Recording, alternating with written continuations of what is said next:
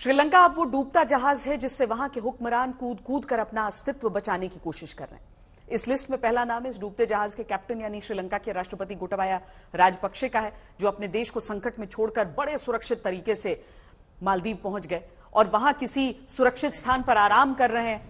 बहुत से लोग इसे गोटाबाया राजपक्षे की परिस्थिति और मजबूरी में उठाया गया कदम मान रहे हैं, लेकिन आज आपको यह जानकर आश्चर्य होगा कि इस सब के पीछे गोटाबाया ने ज्योतिषी और भविष्यवक्ताओं की सलाह ली। इस्तीफे की तारीख तय करने से लेकर देश छोड़ने का जो समय है वो भी ज्योतिषी से पूछकर तय किया गया। श्रीलंका मीडिया के अनुसार गोटाबाया राजपक्षे एक महिला ज्योतिषी की सलाह पर सारे काम करते थे। इस ज्योतिषी का नाम है ज्ञानवती जयसूर्या, जिन्हें ज्ञान अक्का भी कहा जाता है। ऐसी खबरें हैं कि 13 जुलाई को इस्तीफे की तारीख भी इस महिला ज्योतिषी ने ही तय की थी। 9 जुलाई को राष्ट्रपति भवन छोड़ने से लेकर 11 जुलाई को कोलंबो से मालदीव यात्रा तक गोटाबाया ने ज्योतिषीय गणना करवाई। राष्ट्रपति स्टाफ के कर्मचारियों के अनुसार गोटाबाया राजपक्षे राष्ट्रपति बनने से लेकर अब तक इसी महिला ज्योतिषी की सलाह पर सभी बड़े फैसले लेते आए हैं। ये महिला ज्योतिषी श्रीलंका के अनुराधापुरा इलाके की रहने वाली हैं और इनके श्रीलंका में कई होटल और रिजॉर्ट हैं जिन्हें आंदोलनकारियों के गुस्से का सामना करना पड़ा है। श्रीलंका के लोग ये पूछ रहे हैं कि गोटाबाया राजपक्षे अपने भविष्य की चिंता करते रहे, लेकिन देश के भविष्य के बारे में क्यों नहीं सोचा।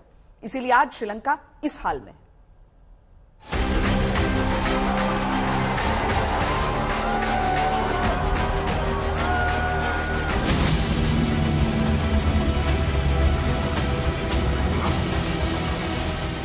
श्रीलंका के राष्ट्रपति गोटाबाया मालदीव में आराम फरमा रहे हैं, थकान मिटा रहे हैं। कई दिनों से चिंता में सोए नहीं होंगे। ये चिंता श्रीलंका के लिए नहीं बल्कि खुद की सुरक्षा के लिए थी, लेकिन अब ठीक है, वो खुद को पूरी तरह सुरक्षित महसूस कर रहे हैं। सवाल ये है कि जब पूरा श्रीलंका जल रहा है, प्रदर्शनकारी सड़कों पर आंदोलन कर रहे हैं, पुलिस और सेना भी असहाय महसूस कर रही है, ऐसे में गोटाबाया राष्ट्रपति भवन से सुरक्षा के बीच श्रीलंका के नेवल बेस पर पहुंच जाते हैं, फिर वापस कोलंबो आकर एयरबेस से श्रीलंका एयरफोर्स के विमान से मालदीव पहुंच जाते हैं। सवाल यह है कि ये सब इतने आराम से कैसे चल रहा है। 9 तारीख को जब प्रदर्शनकारी उनके आवास की ओर बढ़े तो सबसे पहले उन्हें नेवल बेस से होते हुए ट्रिंकोमेली डॉक पर ले जाया गया। ट्रिंकोमेली में श्रीलंका नेवी का बेस है, वो वहां पर थे।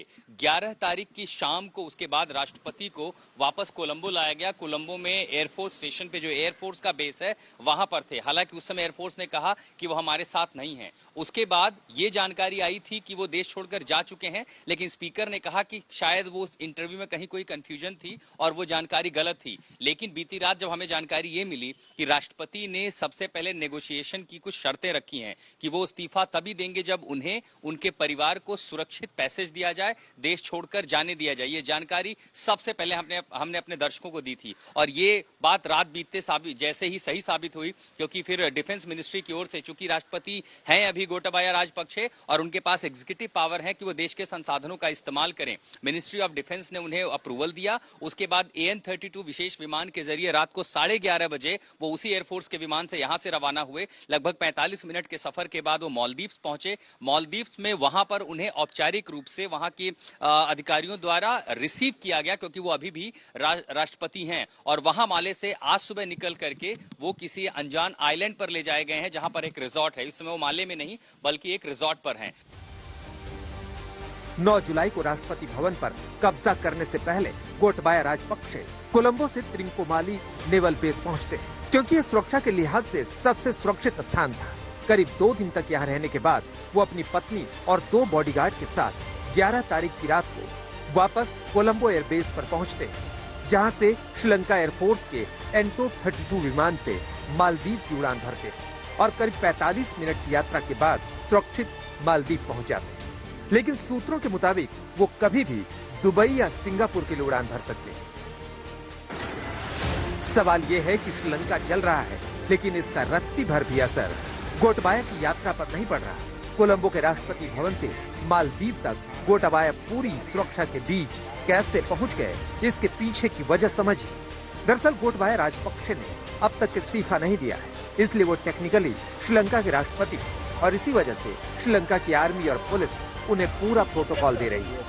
वरना अपनी आंखों के सामने अपने देश को संकट में डालने वाले को कैसे इतनी आसानी से छोड़ा जा सकता है। अब उसके चलते एक संवैधानिक संकट ये खड़ा हो गया है। मेरी कुछ देर पहले स्पीकर के दफ्तर पे बात हुई है, अभी भी मैं कुछ नेता विपक्ष तमाम उन नेताओं से मिलने की कोशिश कर रहा हूं। जानकारी ये है कि स्पीकर का कहना है कि दरअसल जब राष्ट्रपति अनुपस्थित होते हैं, इस्तीफा देते हैं, तो जो प्रधानमंत्री होते हैं उन्हें ही अंतरिम तौर पर राष्ट्रपति नोटिफाई किया जाता है, घोषित किया जाता है, लेकिन अभी तक कोई औपचारिक कार्यवाही नहीं होती है। इसलिए वो इंतजार करेंगे, जैसे ही अगर वो इस्तीफा दिया जाएगा औपचारिक रूप से, उसकी घोषणा होगी। उसके बाद यहाँ दो बड़े घटनाक्रम होंगे।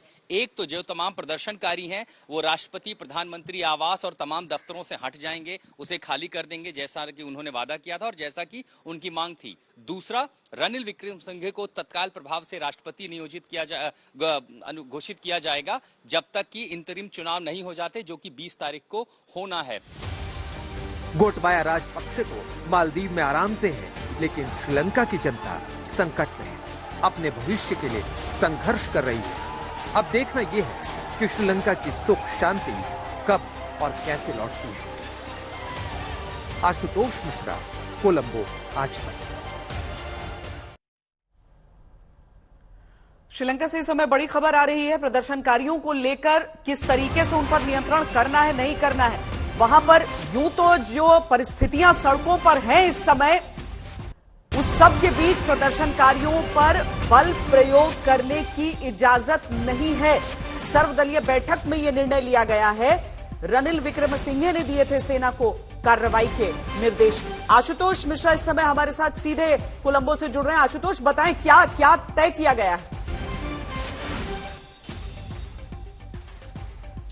श्वेता, दरअसल रणिल विक्रमसिंघे ने ये आदेश दिए तीनों सेनाओं को और आर्म फोर्सेस को और पुलिस को कि किसी भी हाल में प्रदर्शनकारियों को हुड़दंग की इजाजत नहीं दी जा सकती, और उन्हें कहा कि असामाजिक तत्व भी हो सकते हैं।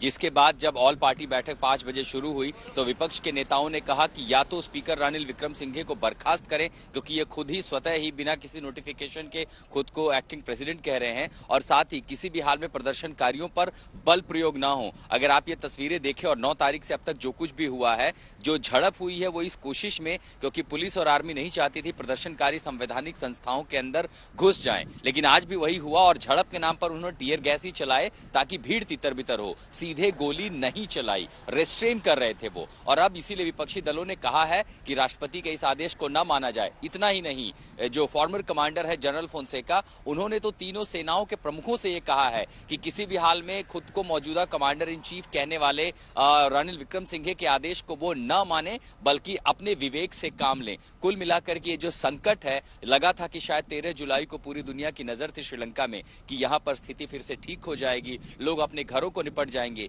लेकिन सिर्फ पिछले 24 घंटों में जो घटनाक्रम हुए हैं उनके बाद यह अस्थिरता और बढ़ रही है, संकट और गहरा रहा है। इस समय जब हम आपसे बात कर रहे हैं, बड़ी संख्या में प्रदर्शनकारी संसद के बाहर मौजूद हैं, प्रधानमंत्री कार्यालय पर कब्जा कर चुके हैं और साथ ही स्पीकर के घर पे पहुंच गए हैं। वहां पर भी टीयर गैस चलाए गए, आंसू गैस के गोले छोड़े गए हैं। तो अगर हम ये कहें कि अगले 30 मिनट में क्या होगा, अब कुछ भी यहां पर प्रिडिक्ट कर पाना बेहद मुश्किल हो रहा है। लेकिन ये इतना जरूर कहा जा सकता है कि आज जो हमने कोलंबो की सड़कों पर देखा, 9 जुलाई को जो कोलंबो की सड़कों पर देखा, वो कल भी दिखाई पड़ेगा और संभवतः वो संसद के बाहर, स्पीकर के घर पे और रणिल विक्रमसिंघे के आवास पर ये देखने को मिल सकता है।